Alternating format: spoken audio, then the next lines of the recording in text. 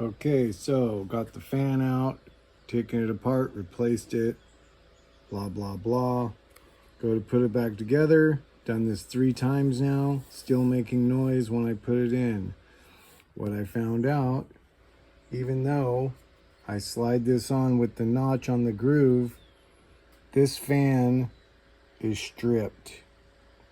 So it's not going 1-for-1 turn on the shaft.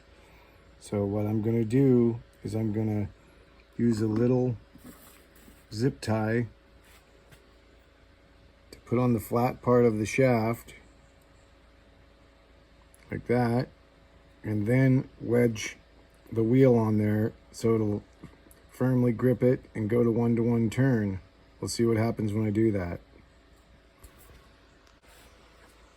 Okay, so you can see how I've wedged the zip tie on the flat part of the shaft and jammed the wheel in there, and now it is firmly 1-for-1 turning, so I think that's going to take care of it. I'm going to push it down a little more, put the keeper ring on there, and try it out. Super quiet, super strong, done.